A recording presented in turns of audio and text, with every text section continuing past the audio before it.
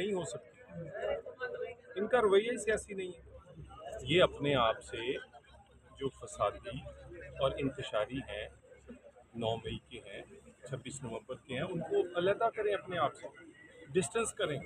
ये नहीं हो सकता कि बानी पीटीआई का भी वकील वही हो और 9 मई के जलाओ घराव वालों का भी वकील वही हो। जब वो उनकी ज़मानत हो तो उसके बाद 9 मई वाले इनके हीरो हों। 26 नवंबर में जो सिक्योरिटी फोर्सेस की शहादतें हुई हैं उनको ये कंडेम ना करें। तो मेरा नहीं ख्याल कि इस तरह के रवैये के साथ कोई मुज़ाकरात किसी नतीजा खेज हो सकते हैं। सियासी रवैया अपनाएं, सियासी जमात बने, वो उसके बगैर ये मुज़ाकरात हों भी तो कामयाब नहीं हो सकते। तो मेरा ख्याल है हुकूमत तो बड़ी देर से कहती है, हम तो जब भी पेशकश करते हैं मुज़ाकरात की ये उसको कमज़ोरी समझते हैं।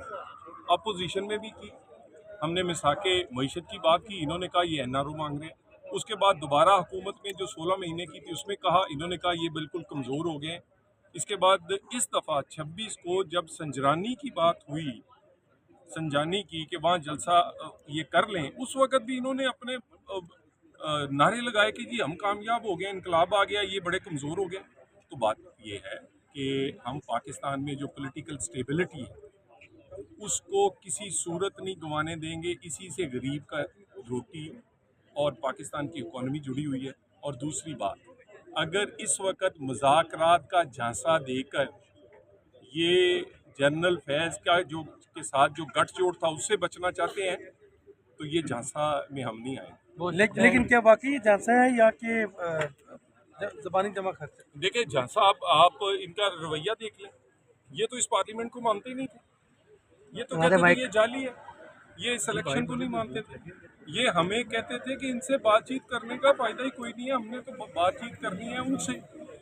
और अब अचानक हम ये अब कोई इनके पास जगह नहीं बची।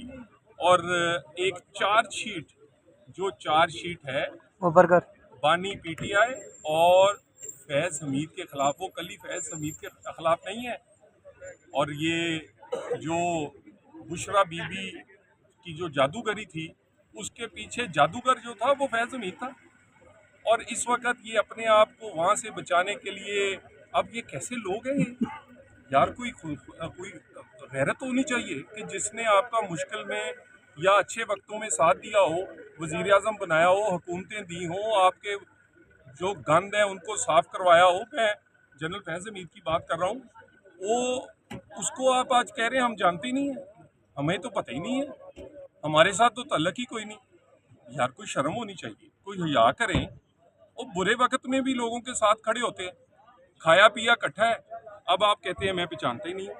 आप पहचाने ना पहचाने, पूरे पाकिस्तान को पता है। तो लाल साहब, इस नेक्सस में एक खातून थी, वो बुशरा बीबी की जो दोस्त थी, जिनके ऊपर बहुत बड़ा इल्ज़ाम था कि उन्होंने बड़ी करप्शन की है, वो फराग हो गई, वो नहीं मिल रही। उनका कोई पता है कहाँ पे है? क्या उसके खिलाफ कोई इन्वेस्टिगेशन चल रही है? गुजारिश है कि उनको अपने दौर में इन्होंने इस मुल्क से फरार करवाया और ये अभी भी बहुत सारे इनके ऐसे मफरूर हैं, वो इसलिए ये उन्हें पेश नहीं कर रहे कि इन्हें पता है कि फिर बहुत सारी चीज़ें खुल जाएंगी। बहरहाल बात अगली स्टेज पे चली गई है और ये मुज़ाकरात जो हैं वो माइनस बानी पीटीआई तो हो सकते हैं, लेकिन अगर ये पीटीआई समझती है कि ये वो पीटीआई है जिसके सरबराह अभी भी अडियाला में है तो शायद ये बातचीत आगे न बढ़े। बता दीजिएगा कि यार अब इससे बहुत बड़ी बात कर रहे हैं।